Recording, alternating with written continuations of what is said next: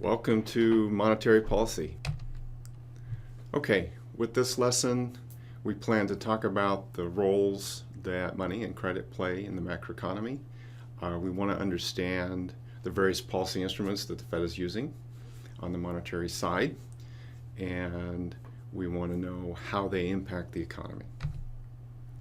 So, a few slides on money, brief. Usually money has a negative return. Why is this? It's because inflation is eroding the value of your money over time. That's what gives it so-called negative return. But people still hold the stuff. Are they crazy? Well, you would argue they do need to hold money. Why? Transactions, particular kinds of transactions, where cash is required, tipping, fairgrounds, and illegal transactions. This is not a complete list. There's probably some other categories. But you get the idea, right? There are some transactions for which cash is a necessity. So yes, people do still hold money despite the fact they have Apple Pay, they have debit cards, right? That reduce the need overall in a macroeconomic sense for people to hold cash, but still, there is still a role to play for cash. And there probably always will be some minimal level even in the future with further financial innovations, right?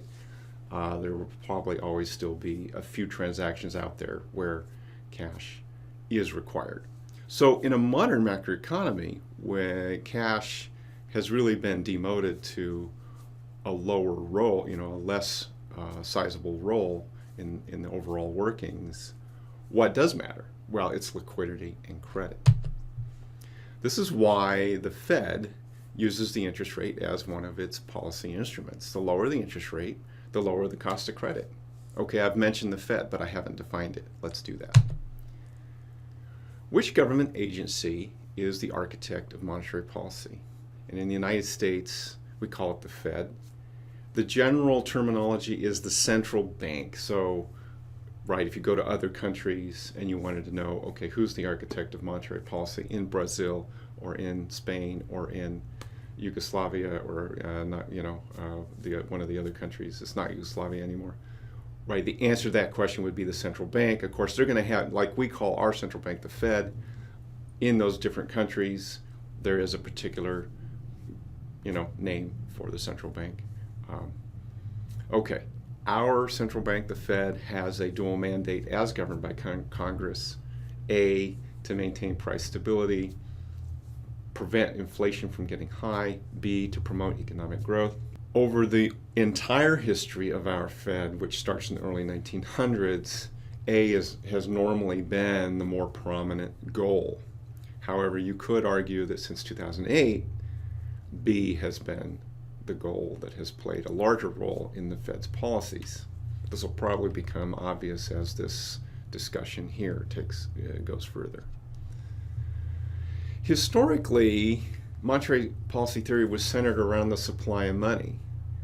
It's not anymore, but I want to mention this because quite a few of you, in fact, might be familiar with this idea that the supply of money is a key macroeconomic variable. It's a key policy instrument of the Fed. This was because cash was king. If you go far enough back, there were no debit cards, there was no Apple Pay, and if you go a little further back, there weren't even credit cards. So, okay, if in the 1940s and the 1950s, if people went out to dinner, if they went to see a theatrical play, whatever they were doing, all those transactions were cash. They had to be. So cash was king. So the macroeconomic theory about the role that the Fed plays in the economy back at that time emphasized the supply of money. But as we've mentioned, things have changed. Interest rates starting from the 80s or so, from the early 80s, interest rates became the more preeminent monetary policy tool of the Fed. Not that the printing of money that the Fed does is completely irrelevant. It's still there. It always will be. It's just demoted in importance, that's all. But then the world changed in 2008 with the fall of Lehman Brothers, and there are other policies the Fed has been pursuing since then. I will refer to them as unconventional monetary policies. So the interest rate policy is conventional. These other things that we'll talk about are unconventional. Okay, staying with the conventional interest rate policy for a moment, let's talk about the mechanism by which it impacts the economy. So the Fed controls an overnight rate. I have a note there. It's technically called the federal funds target rate. If you're interested in that, how does it impact the economy? It's an overnight rate for their member institutions like B of A, like Union Bank. That's not quite the right name anymore. They were bought, but anyway, I think they're doing business as Union Bank. They can borrow money from the Fed overnight if they need to, and this is the overnight rate we're talking about. So you might wonder, well, how does this is member institutions, how does this affect the macroeconomy? It does through something we call the term structure of interest rates. What is the idea behind the term structure of interest rates? That it says that there's a connection between short rates like this overnight rate and longer rates that have broader impact on the economy, like the mortgage rate, like a corporate bond rate. How does that work? It works through arbitrage. So the idea is that investors who are looking at all fixed income securities, whether they're overnight, 1 month, 3 month, or 30-year, 10-year, what have you, they're looking and watching the yields over time in all these fixed income markets. And if they notice that maybe the gap between a 1 month treasury, which is going to be closely connected to the federal funds target rate, and the gap between that and, say, the 10-year treasury is normally a certain number of basis points, and they're going to watch that gap. And if that gap seems to close or widen, then they're going to see that as a profit opportunity, and they're going to pile into one market or the other, and that investment activity will actually bring the gap back in line. Well, because of that, then typically, if short yields are, say, reduced by the Fed in an attempt to stimulate the economy, then the term structure says longer yields are also going to fall. Maybe they don't fall in lockstep, they don't have to, but they'll fall some, or maybe they'll even fall a little bit more than the short end fell, but they'll fall by some amount. We're going to be agnostic as to how much they fall, but they're going to fall, thereby going back to credit, right?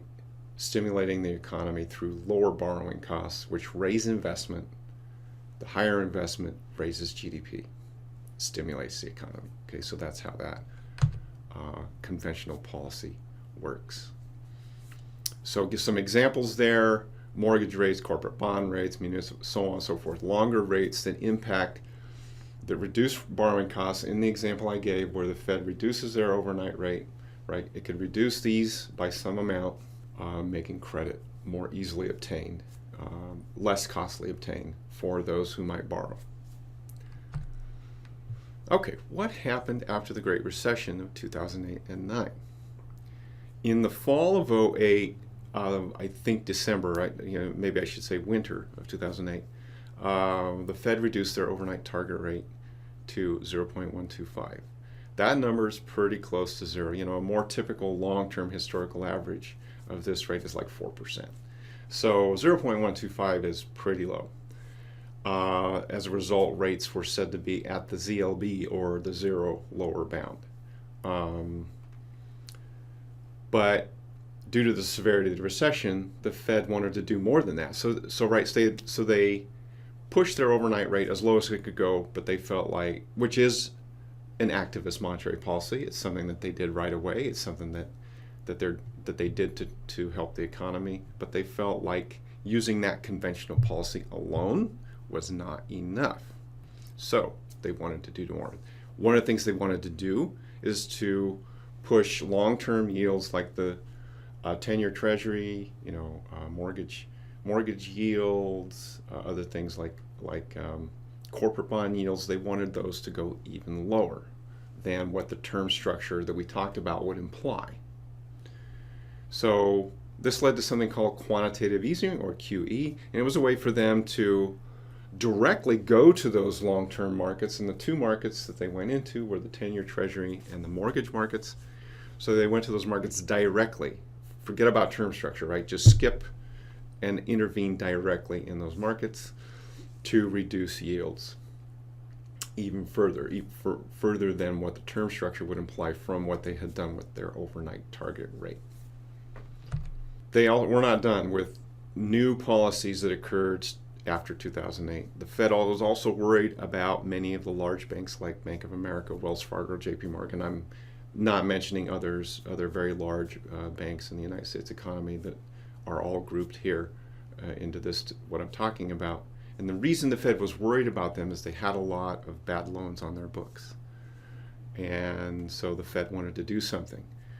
What they did is they started paying an interest rate that before at this time period they had never done on what are called excess reserves. So there's a minimum level of reserves that any bank has to park at the Fed, right, for safekeeping in case of a bank run. Okay. But what can happen due to fluctuations in operations of some kind or another, a member bank like B of A might have a little bit of excess money and they need a place to put it, typically overnight. And the Fed is a place that they can put it. It's sort of a safe place. They can dump some cash. Maybe it's $1 billion, whatever, $10 billion, whatever. And then they can come back the next morning or something like that to retrieve this cash.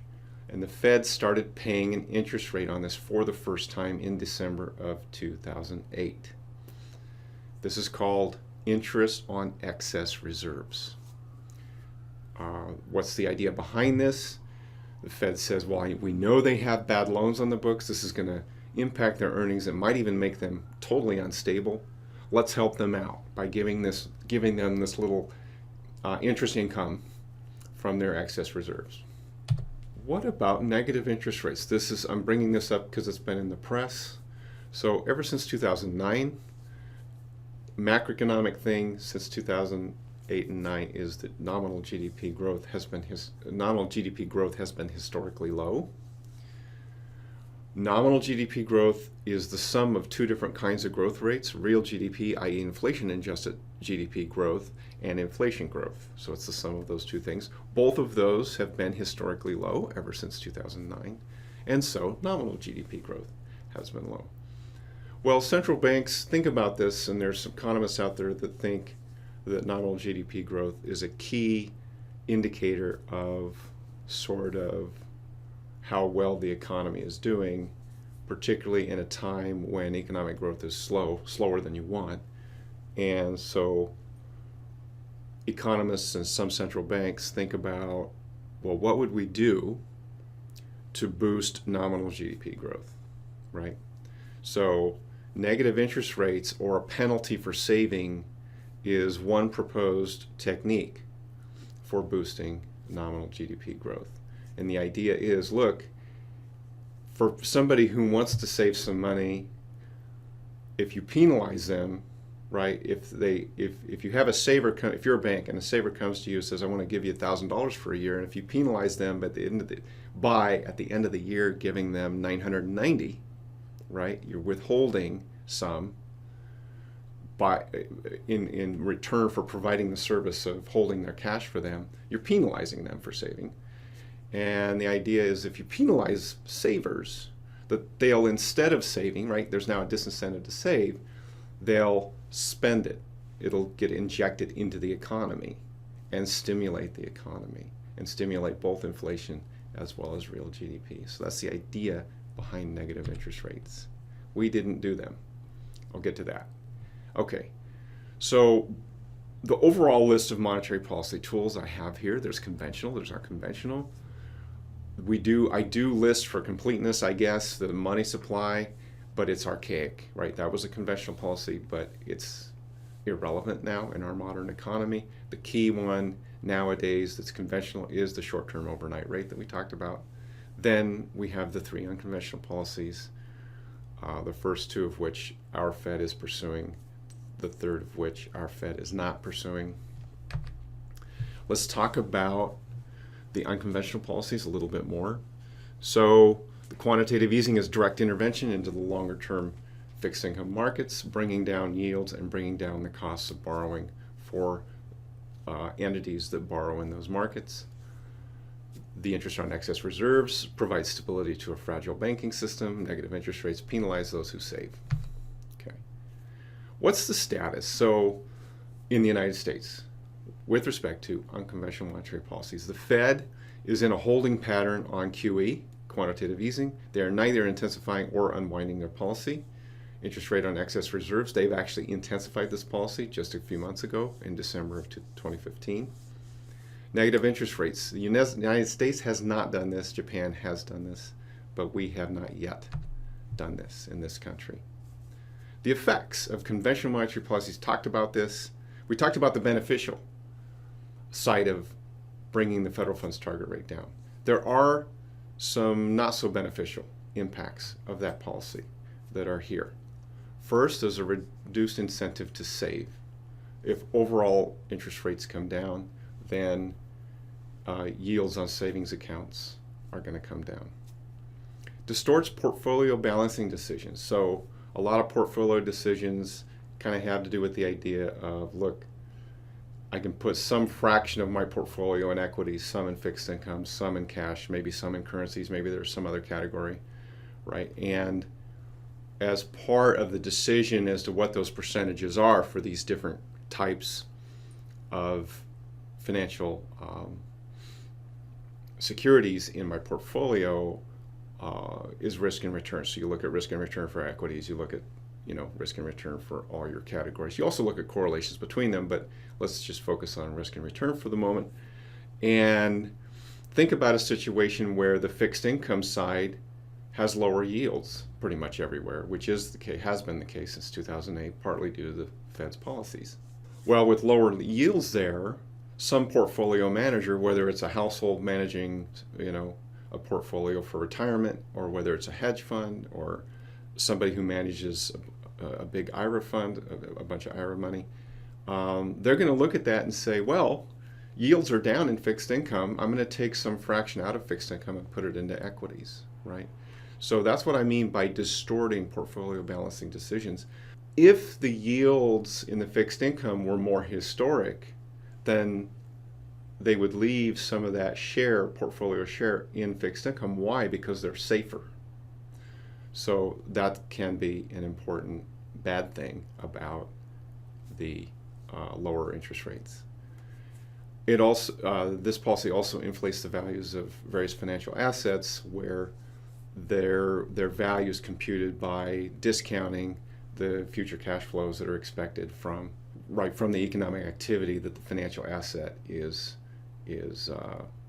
ownership of, is using an equity example, right? So equities tend to rise when rates go down, right? Because of the discounting of the future cash flows that we all do when we try to calculate the theoretical value of a stock or of a stock index.